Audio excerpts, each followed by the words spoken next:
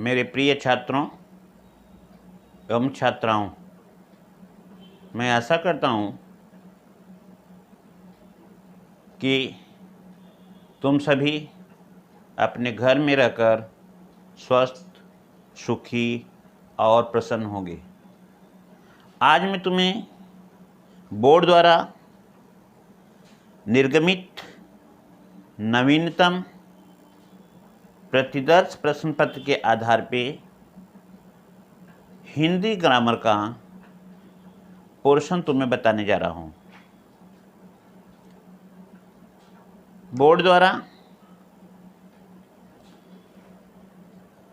20 number का project, 40 number के हिंदी साहित्य सागर और 40 नंबर का व्याकरण पाठ्यक्रम में है।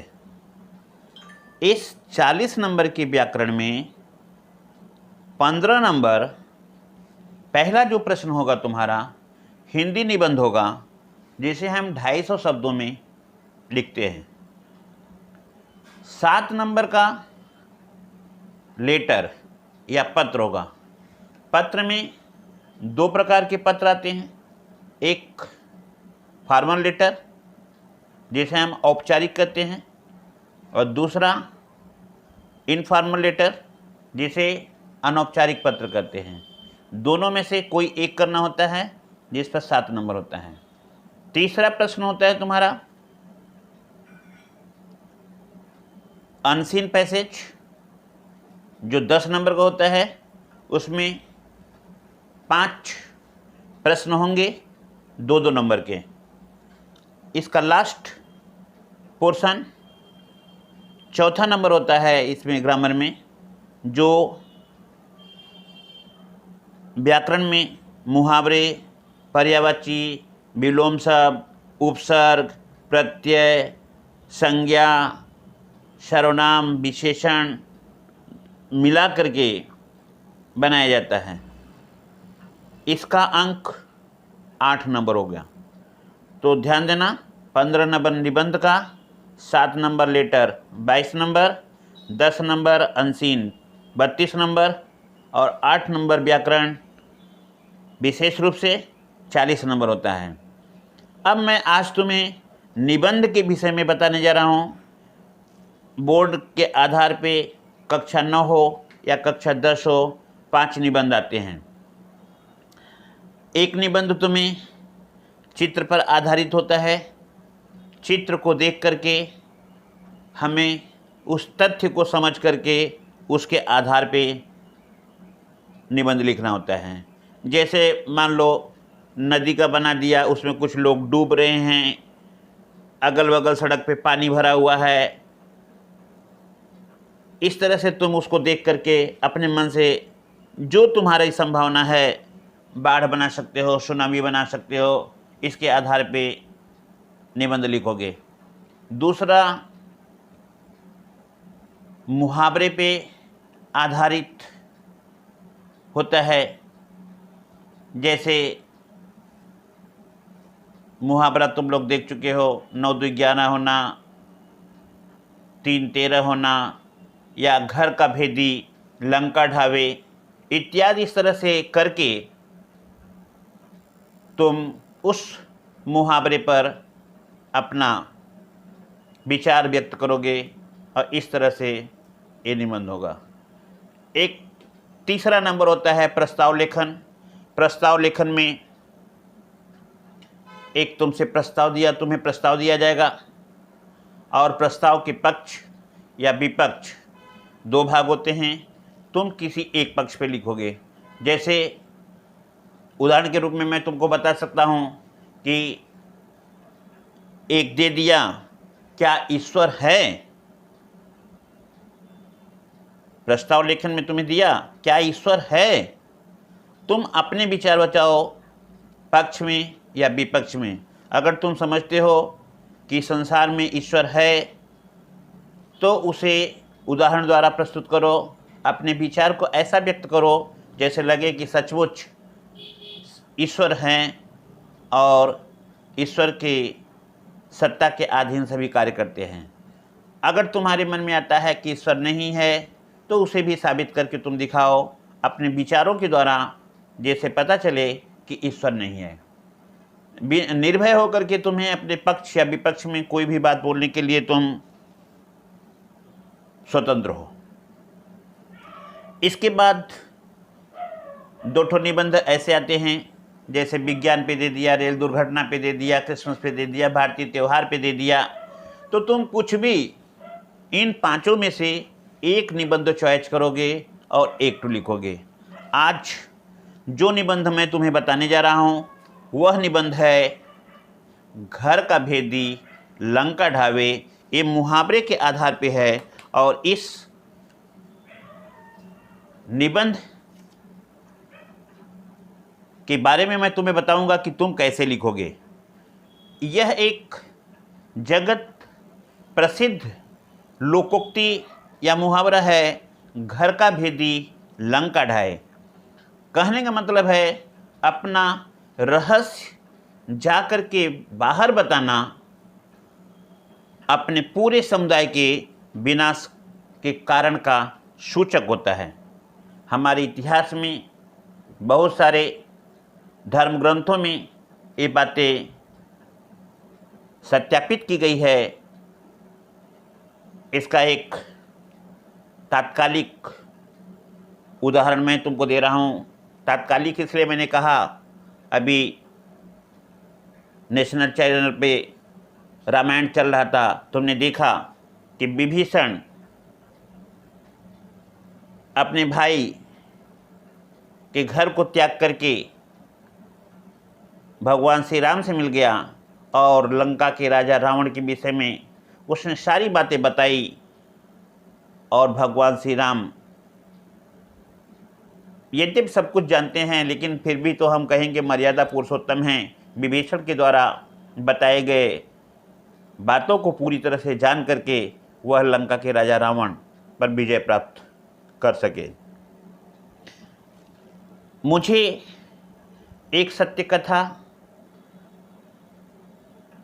याद आती है जिसे हमारे बड़े बुजुर्गों ने हमें बचपन में बताया था। मैं उसी कहानी को तुम्हें बताने जा रहा हूँ और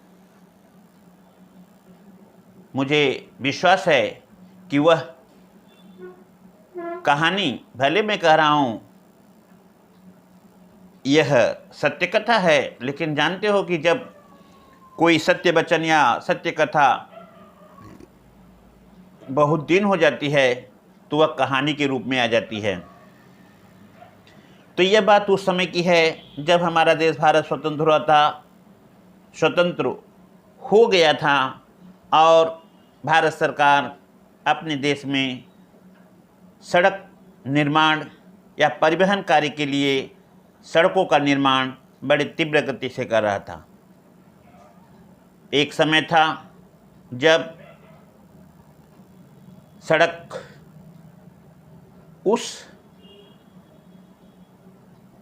एरिया में बन रहा था जहाँ पे समतल भूमि के साथ साथ पहाड़ी तथा पठारी क्षेत्र था। कुछ दिनों तक मजदूरों ने सड़क निर्माण को बड़े आसानी से बनाते गए, लेकिन एक दिन ऐसा आया जब उन्हें सड़क बनाने में कठिनाई होने लगी। उन लोगों ने देखा कि वह जहाँ पे जिस क्षेत्र में सड़क बना रहे हैं वहाँ का कुछ भाग कंकड़ीला पथरीला है। काफ़ी मेहनत करने के बाद चट्टानें टूटती थी। एक दिन की बात है, एक मजदूर जब उस स्थान पे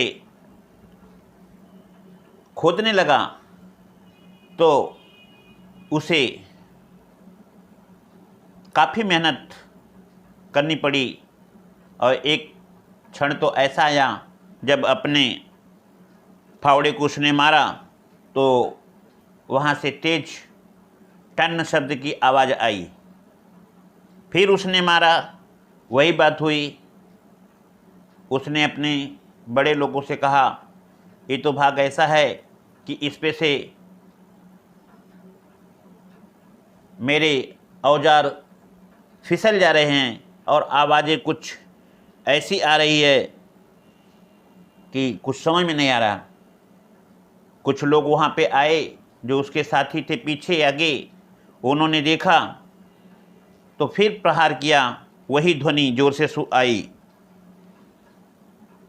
एक मजदूर ने सोचा पत्थर होगा, चलो ठीक से हाथ से उसको इधर उधर थोड़ा करके देखते हैं।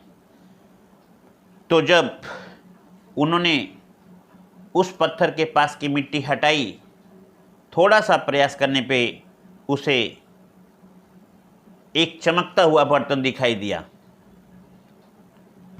उन लोगों ने सोचा कि इसे खोद करके देखा जाए क्या है। जब उन्होंने ठीक ढंग से उस स्थान को खोदा तो उसमें एक सोने का घड़ा निकला और उस घड़े में कुछ प्लेटें थी, लेकिन उन लोगों को आभास नहीं हुआ कि यह सोने का है। फिर उन्होंने उसको निकाल करके जहाँ पर अपना खाना वाना बनाते थे वहाँ पे रखे, और जब शाम को खाना खाने लगे तो एक व्यक्ति ने उस घड़े से एक प्लेट को निकाला और उसमें खाना खाया। बाद में जब उसे साफ करने लगा तो वह धीरे धीरे चमकने लगा। चमकदार होने के कारण उस व्यक्ति ने सोचा शायद पीतल का है, इसे बेच करके कुछ पैसे भी प्राप्त किया जा सकता है। जब उसे बर्तन वाले दुकान पर बेचने के लिए ले गए तो उसने कहा, यह प्लेट तो सोने का है, इसे तो तुम सोनार की दुकान पे बेच सकते हो। उसने प्लेट लेकर के वापस आ गया और देखा तो उसी तरह से उसमें काफ़ी प्लेटें थी। अब सभी लोगों ने सोचा कि इस प्लेट को पूरे हम लोग कैसे बांटें। प्लेट 12 थे और आदमी या मजदूर 13 थे। उसने सोनार को दिखाया तो सोनार ने कहा कि यह उस समय की बात है, एक प्लेट की दाम उसने बताया कि इसका दाम 500 रुपया होगा। अब सभी लोगों ने सोचा कि इसे बांटा कैसे जाए। तो सब लोगों ने सोचा कि हम लोग एक एक प्लेट ले लेते हैं 12 जन, और हम लोग जुटा करके मिला करके एक व्यक्ति को 500 रुपया दे देंगे, इस तरह से बंटवारा हो जाएगा। लेकिन कोई भी व्यक्ति इस बंटवारे के लिए तैयार न हुआ। अंत में सभी लोगों ने विचार किया, यदि तुम लोग इसी तरह से झगड़ते रहोगे तो हम लोगों का कोई फ़ायदा नहीं होगा और यह मालिक के पास चला जाएगा। अंत में वही हुआ। किसी व्यक्ति ने पैसे लेने के लिए तैयार नहीं हुआ, बोला कि पैसे देकर के वह एक दूसरे को बेवकूफ़ बनाना चाहते हैं, इसलिए एक व्यक्ति जा कर के मालिक या ठेकेदार से बोल दिया कि सड़क बनाते समय एक घड़ा निकला है जिसमें 12 ठो सोने की प्लेटें हैं और जो है मजदूर आपस में लड़ रहे हैं।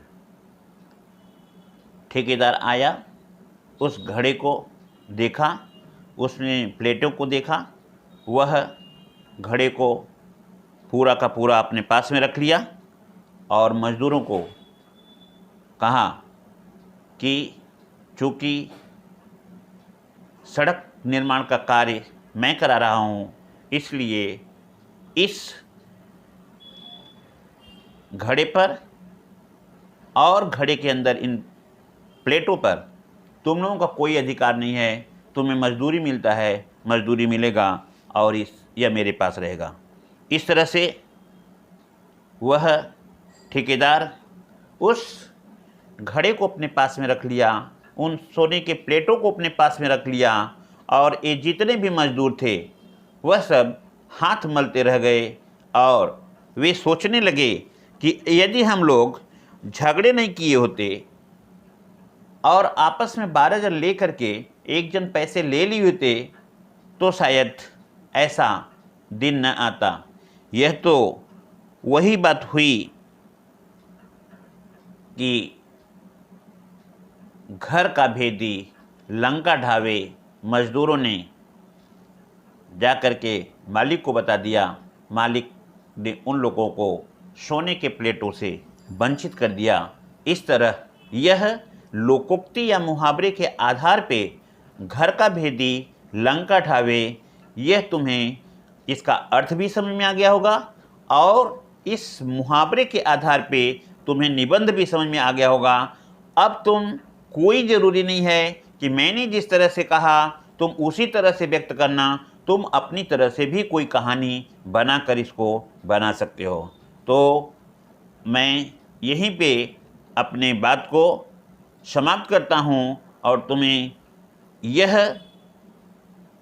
बता रहा हूँ कि तुम भी इस तरह से किसी भी मुहावरे को लेकर के जो है अपनी कहानी बना सकते हो और लिख सकते हो।